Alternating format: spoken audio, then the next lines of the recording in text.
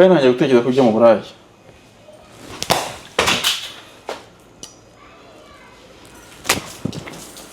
Burayi? Wowe uyu munsi niwo kumbwira ko ngenda indaya. Biti ubu nshobora kukubita nkakwica.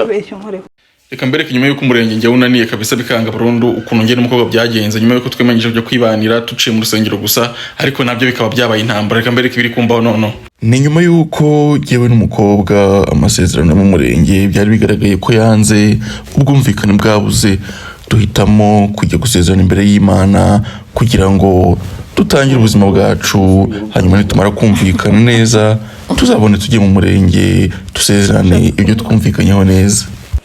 Kuvuga ko nyine biriya bintu buriya icyo cyemezo tukimara kugishyira mu bikorwa nibwo twavuze tuti reka dushaka abantu bambika neza, dushaka abantu bafite imyenda itagukoza isoni nk'ingi mureba, maze tujya imbere y'Imana ibyacu tubyereka Imana ubundi twibanire kuko burya turakundana. Ariko sinkamenye ko mwokagira Imana mwe burya waraye nabi burinda bucya. Aha tureba twari turimo turitegura tugiye kugenda ngo turebe umukozi w'Imana adusezeranye mu busitani twari twahisemo, kubera ko mu bigaragara hano twari twamaze kwiyunga ibintu twabihaye umurongo muzima. Nubwo byaje kurangira umuryango w'umukobwa ndetse n'umukobwa ubwe bankubitishije inkuba idafite imvura. Haleluya. Mukurikirane mwitonze mwumva ikiganiro twagiranye n'uburyo cyaje guhinduka n'ibyaje kumbaho hanyuma.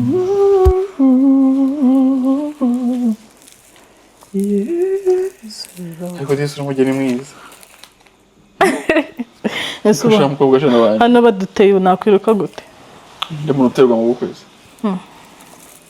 Ufite umugabo se ugomba kuza guhagarika isezerano. Usanze hari be karamukubita amawashi. Kana karabajyana kikanze. Oya n'ubundi birajyanye. Ariko nagarakaye. Tika twahise ibintu bya bien. Gama mama.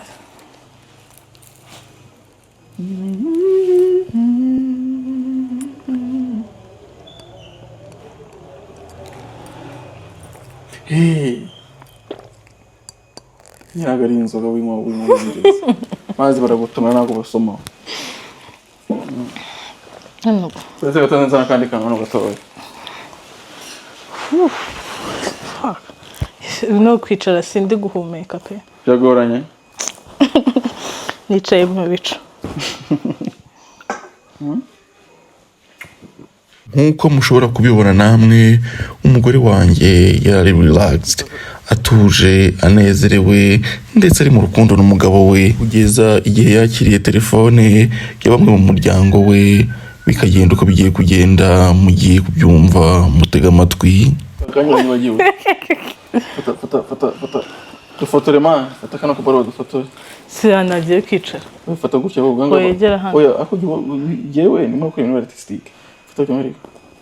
Oya bwo fata hejuru huko. Okay. Agafoto so kare. Bakita kubadido. Seriously. Wagafashe?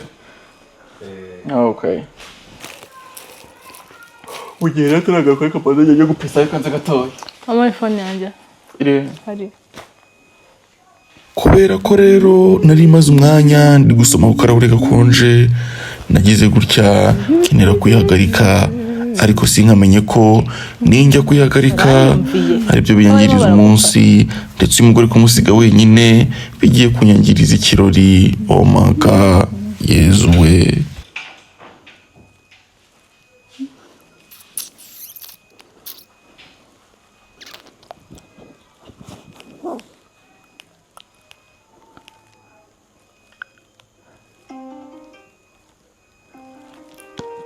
Frank face rolling on the floor. Hello? Nisa. Ibiceri kumbwira suga. Ahubwo se shogira ngo umuvandimwe ufite nkanjye. Cyo wambwira ngo ntago ndi umuvandimwe mbwira. Ibiki? Usikuntu wari nteye ubwo yanyize ngo ikindi kintu cy'igitangaza ugiye kumbwira. oya ibyo ngibyo njye n'umugabo wanjye twarabivuganye sibyo ni umwanzuro twafashe kandi turakuze bihagije pe urumva nararozwe se ndi muzima n'ubuzima bwanjye oya ntago twebwe tukiri abana bafatirwa imyanzuro sibyo twebwe twahisemo kugira twifatira imyanzuro ku giti cyacu umwanzuro twafashe tugiye gusezerana ibyo bindi ngo byo mu murenge n'ibiki bizaza nyuma narasaze ushobora kuvugana n'iki n'umusazi ndagukupa ntukembwira naribi ndakumva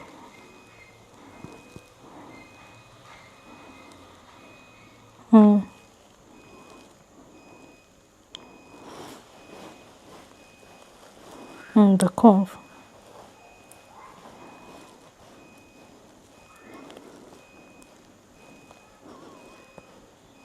kandi koko si ubundi ubwo wa mugani twaba turi kubana muri uwo rwego mva ndakuvugisha akimara rero kumva ko nsoje kuyihagarika ngarutse telefone yivuyeho bwangu ariko mu kugaruka nsanga umugore yahindutse mu by'ukuri sinzi ngo yaramaze kuvugana nande ngaraza umushoferi nabwo araza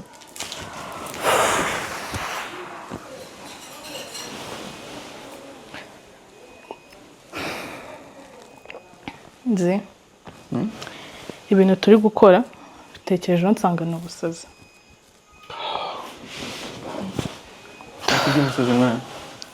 ibintu ni ubusazi se bishoboka bite ko abantu bagiye gusezerana imbere y'Imana nta murenge bafitanye ese ko nsize ibintu byose bimeze neza n'indi kongoje none uwo twavuganaga ntabwo ushinzwe kumumenya pe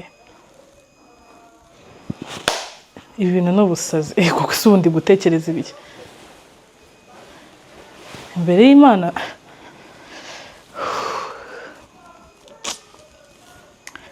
mwese kandi n'indi gushutse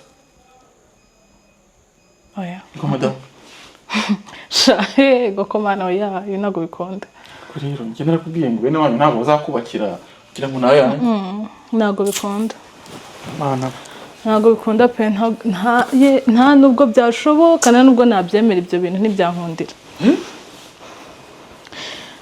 uzi ikintu noneho cyiza nyine cyiza nawe ubwawe ngiye kukubwira kano kanya ejo bundi reka amagambo wambwiye nakubwiye ngo iki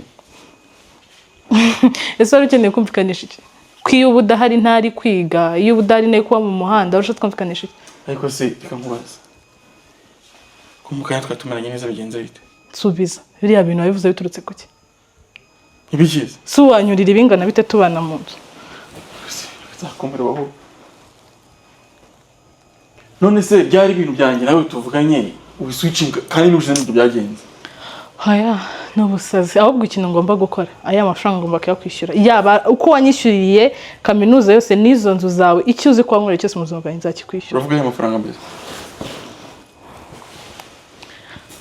amafaranga ziriya muri kaminuza ushobora kubara kwiyumva uretse wayakuraga cyenda kora kuva kera ntabwo washobora kunyishyura uyakuye uziko wangize injiji ubu nabwo mbibonye umunyeshuri amafaranga wanyishyura wowe kuye nziba ariko amafaranga bazayabona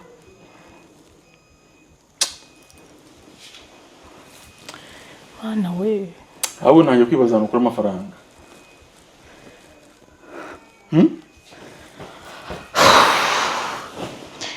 iryo sezerana ntarihari ni ukuri imbere y'Imana nta murenge nta kisi tuzatubanye gute ushobora kunyishyura amafaranga no kwishyura ndashaka kwishyura amafaranga ubundi ibyanjye nawe bikanarangira turamanda zihaza urayafite se kandi ntangiye gutekereza kujya mu burayi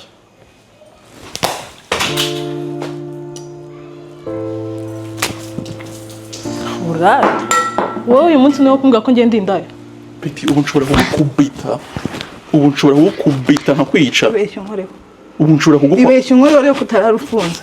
nyuma y'uko umwana w'umukobwa ankubise urushyi nkumva nkubiswe n'inkuba idafite imvura, uburakari bwarazamutse, akajosi nenda kugahuza, ariko ndigarura kuko yaramaze kunyibutsa ko nubwo amaze kunkubita urushyi rupima 82 n'amagarama 68 ndamutse mukozeho bamfunga, ariko ngo kuba yankubise nta kibazo. Uko bivuga no bikore shobora kunkubita tukabwira dushuka mu kagira imana shiti yanjye ahantu warara bikore nk'uwikinira muzehe unzi igice sheri fasha seka ranzu ngeze igikinisho cyawe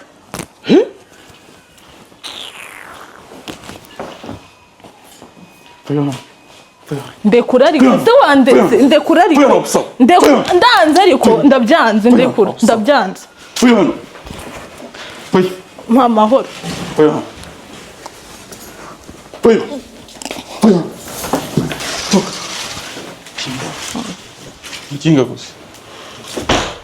mu by'ukuri ibintu byose byari bimeze neza ndetse biteguye neza kugeza igihe bene nabo bamuhamagaye bakamubwira ko ibintu arimo ari ubusazi, ibintu ari gukora nta bwenge burimo, ndetse n'umuntu bagiye gushakana ngo atamukunda. Mu by'ukuri ukurikije imibanire yanjye nawe, uyu mukobwa naramukundaga. Niba ufite umuntu ukunda, niba ufite imibanire y'umuntu mwihariye, ibyo bintu ni ibyanyu muri babiri. Niwe includingamo imiryango, niwe includingamo inshuti n'abavandimwe, uko biri kose ntabwo bazabigwa amahoro. Iyo ukunze umuntu burya niwe uba wamukunze, nta wundi ushobora kumugukundira. Iyo uteze amatwi buri wese ibyo akubwira, birangira utangiye kubivuguruza ugatekereza ko ushobora kuba warahisemo nabi.